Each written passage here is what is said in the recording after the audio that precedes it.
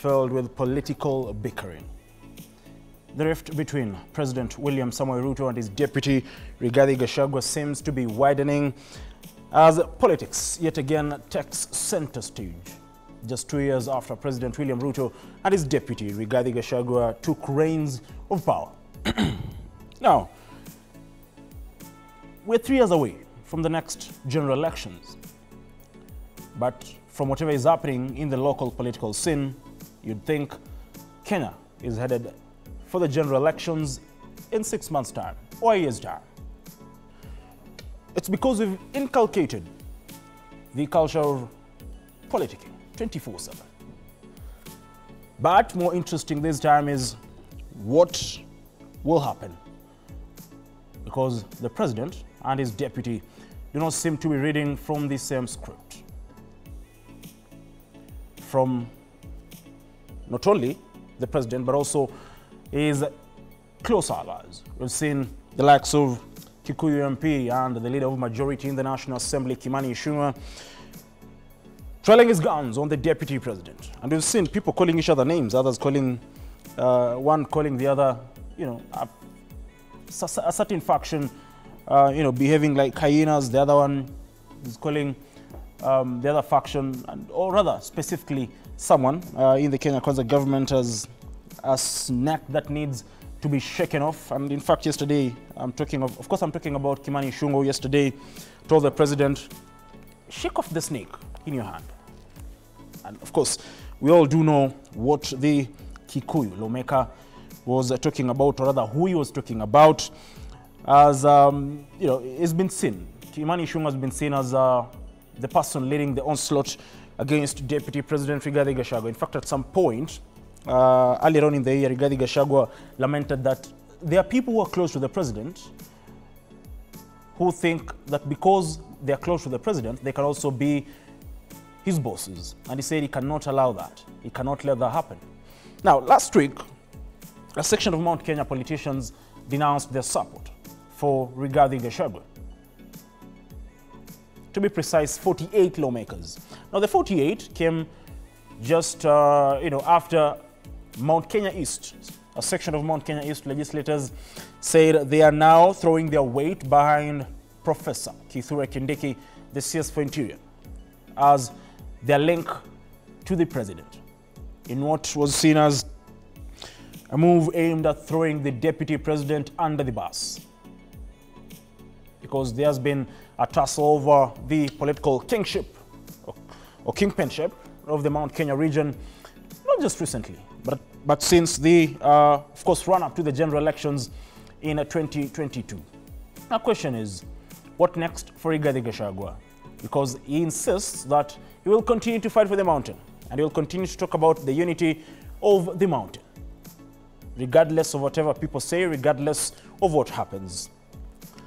And just to be clear on why the president and his deputy are reading from different scripts, like I said, the close allies of the president, led by Kimani Ichung'wah, do say that we should not let people talk about how they want to unite regions and, bring division into the country. Now, the president yesterday, again, talked about politicians having to, tone down on talking about matters politics and matters 2027, and they should focus on working for the people. But the question is the president himself as well being insincere? Because just a few weeks ago, in fact, during his tour to the vast Nyanza region, after forming what he says is the broad-based government, the president himself, that is Dr. William Samoei Ruto, was, sort of vocal in regards to the new, political formations and, what to look for ahead in 2027, and whether, in fact, there was talk about whether ODM will, of course, formalize their quote-unquote marriage with the Kenya Kwanza government, because a section of, lawmakers allied to the Kenya Kwanza government, and that includes Mbeere North legislator, that is Geoffrey Ruku, who will be here this particular morning, do say that it is a Kenya Kwanza ODM government. But ODM, let's say they're living in denial, because according to SG Edwin Sifuna, they're not in any partnership.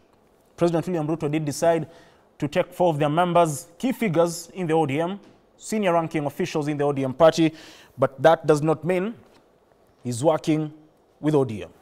But we all know the 4 had the blessings of Raila Odinga to work with President William Ruto. A few weeks later, we saw the president officially, or rather formally launch former Prime Minister Raila Odinga's bid to become the next AUC chairperson and take over from Musa Faki Mahamat. Now, what happens and what does that particular bid mean in regards to the 2027 general elections?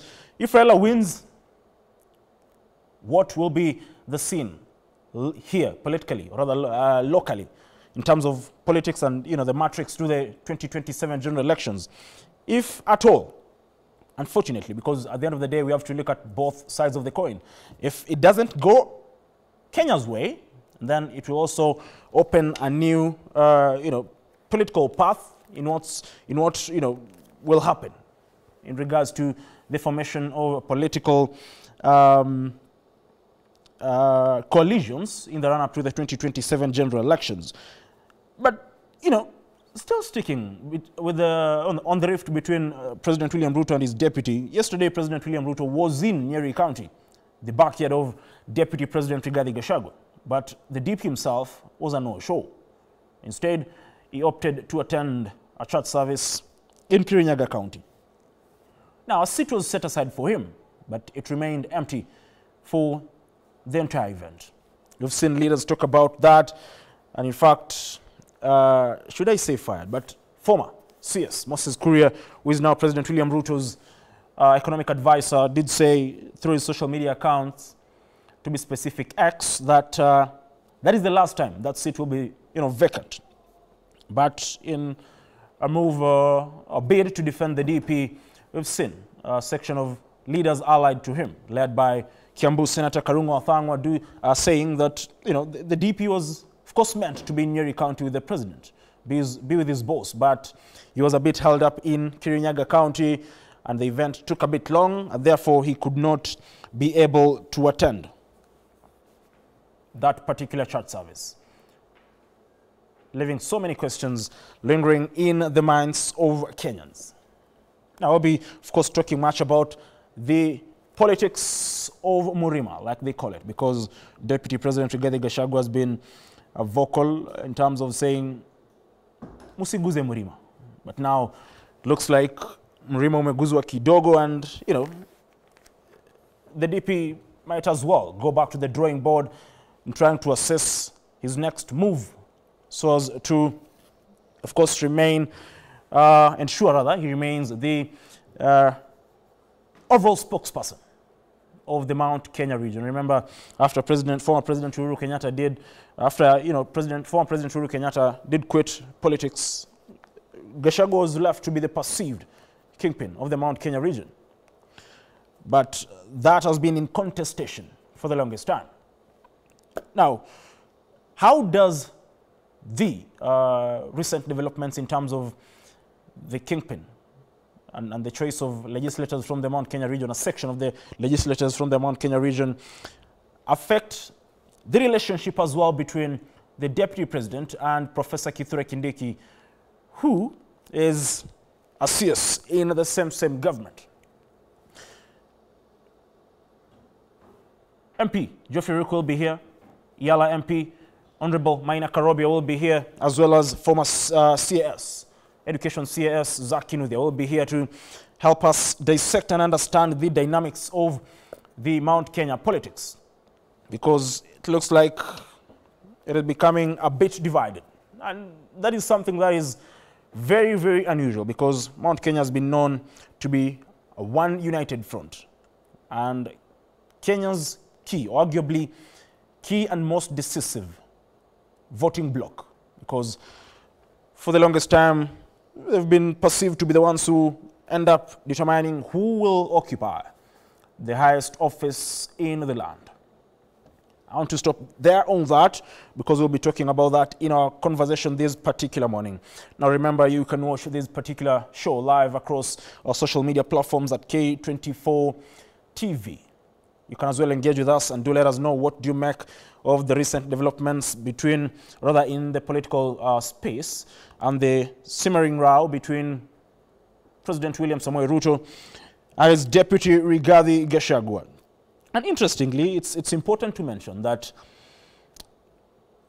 Gachagua finds himself in almost a similar situation that President William Ruto faced when he was the deputy president.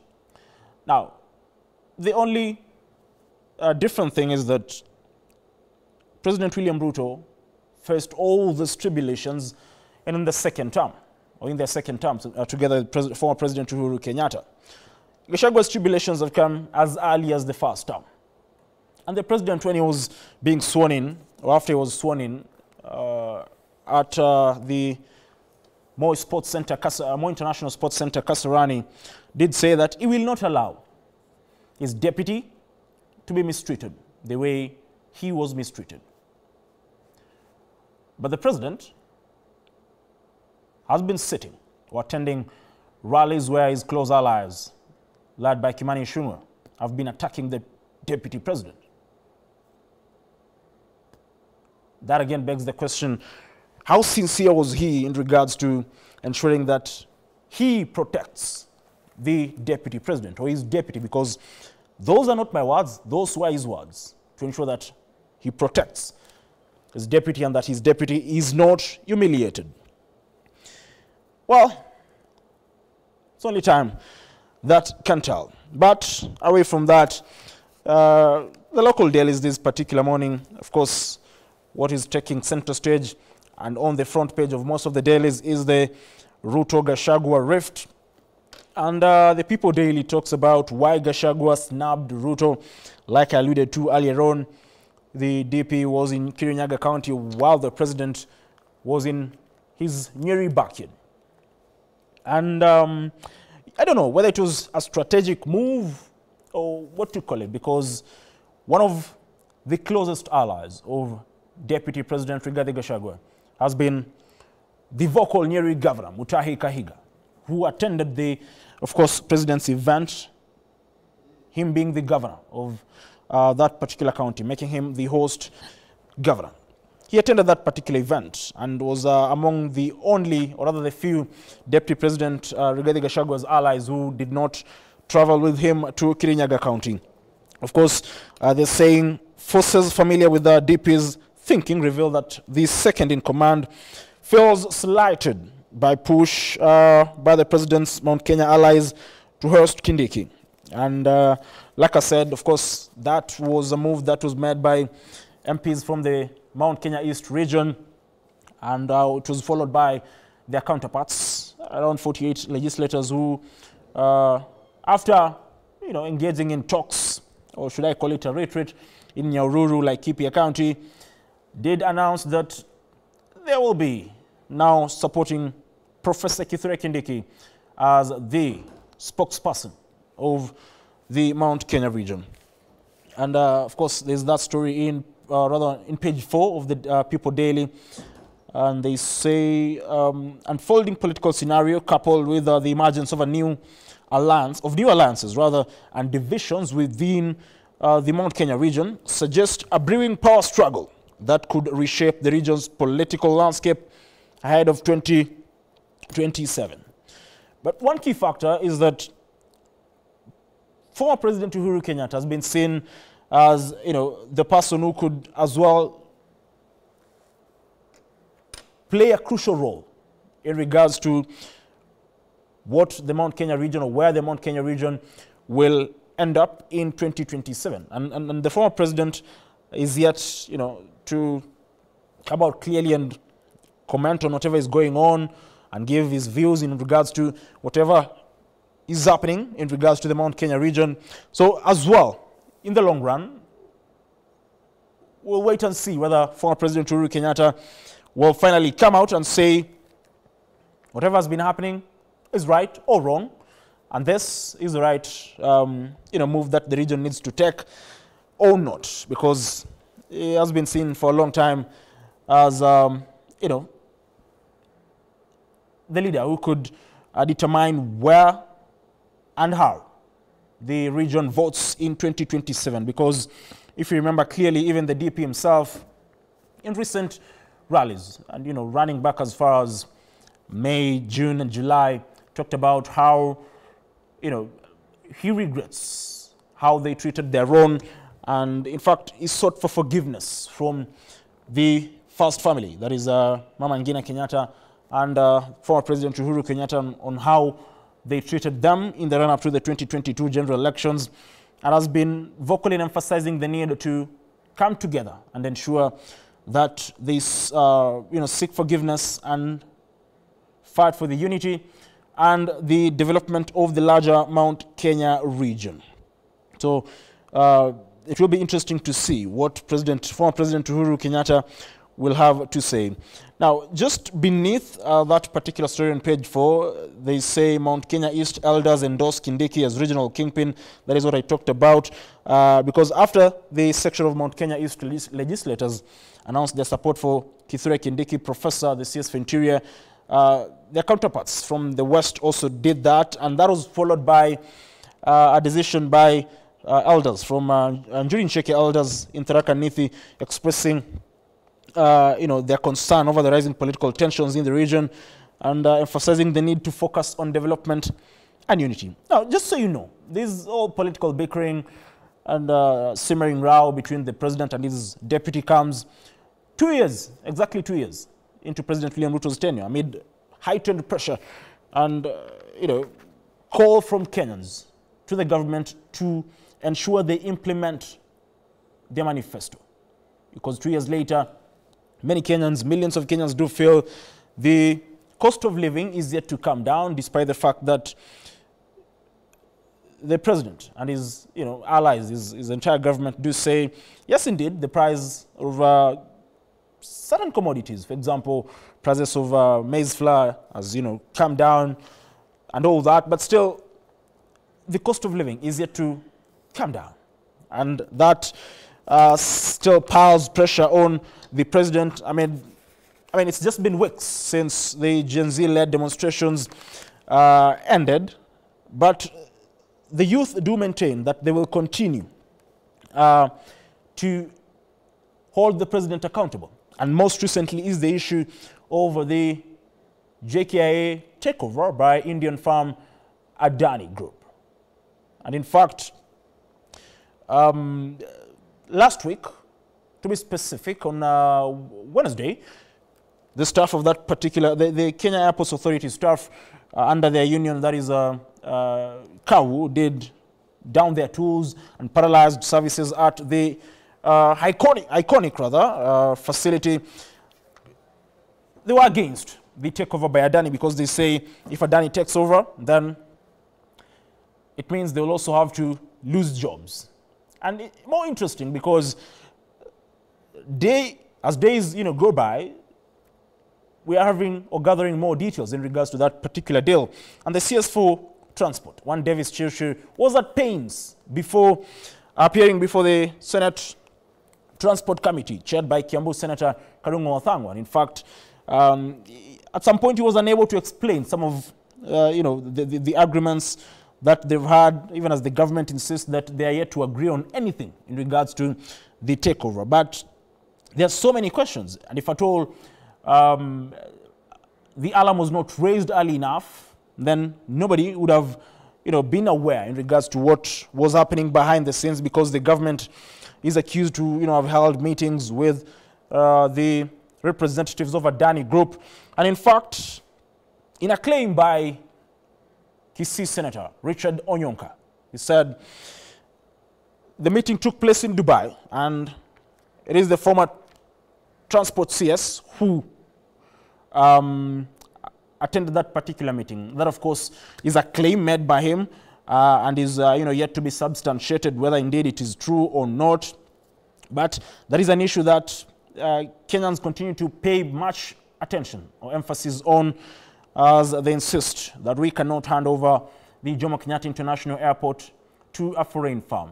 Remember, in that particular deal, if it sees the light of day, the Kenyan government will not be able to even construct a competing facility, as well as run or renovate the facilities that we have across the country, around 38 facilities, without consulting the Adani Group. One interesting thing as well is that Adani will not be answerable to anybody, because the Kenya Airports Authority will be appearing before, whether it is the courts or parliamentary committee, to answer on some of the issues. That, yet again, is another bone of contention. But just to, of course, take you again through what is on the local dailies. On page 5 of the People Daily, they talk about billions spent on trash and lawyers. They say county chiefs spend 4.8 billion to pay lawyers, collect garbage. That is according to a report by the Controller of Budget. And that is Margaret Nyakango, of course, who was here last week, just trying to put into perspective the government expenditure, even as the government is on the spot over globe-trotting, spending billions of shillings, traveling abroad, despite what the president said was, putting austerity measures in place to ensure that the country avoids spending so much money in things that could be avoided. For example, they say in Johnson Sakaja's Nairobi County, the report shows that the county had the highest expenditure on both legal fees and garbage collection. The county spent 1.563 billion on garbage collection and 941 million on legal fees or dues, arbitration and compensation payments. In Kajiado County, they spent 128.51 million, that is on legal fees, while Kakamega County, under the stewardship of Fernandez Barasa, spent 181.43 million on the same, that is the legal fees. In Kisumu, 239.78 million was spent on legal fees and 11.43 million on garbage collection. Now, they say the report shows that 11 counties spent hundreds of millions of shillings on lawyers' fees. And Meru County, for example, had another intriguing expenses, including 42.42 million spent on membership fees, dues, and subscriptions to professional and trade bodies. Now, just beneath that particular story is a story regarding the exportation of labor. And they say Ruto discloses debt for recruitment of Kenyan skilled labor to Germany. Now, one interesting fact is that the president just jetted yesterday morning from the German capital. And through his operatives, through his operatives, he said that secured a deal for 250,000 Kenyans to travel to Germany and, to get employment or to be employed. That is skilled and semi-skilled labor. But in a quick rejoinder by the German government, and I just want to quote what they said, because through a social media post by one of the leading media houses across the globe, they said Germany to welcome 250,000 Kenyans in labor deal. But the German government said, and I quote, this is through their X handle, "This information is clearly false. The agreement between Germany and Kenya does not include any numbers of skilled workers who will have the opportunity to work in Germany. All applicants must fulfill the strict requirements of the German Skilled Immigration Act." That again, threw the government under the bus in a way or so, because the president has been consistent in terms of the number of Kenyans that will be, or rather who will be traveling, who will get opportunities to work in Germany. But the government, the German government says, and I think that is the Ministry of Interior in Germany, says there's no specific number. Nobody has said they will check 250,000 Kenyans. Yes, indeed, there are opportunities, but what is in dispute is the number of Kenyans who will be able to get opportunity to work in Germany. On that note, I just want us to take a brief breather, and then we'll be back and look at what is making headlines on the Daily Nation as well as this Standard this particular morning. Don't go away.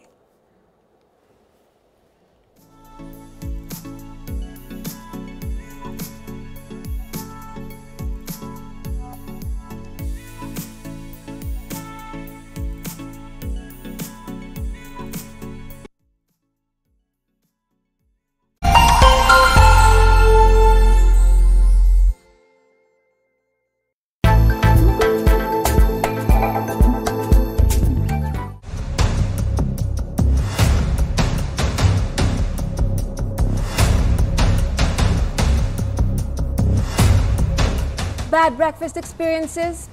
I get it. Morning Vibe is here to switch it up. An experiential and interactive show to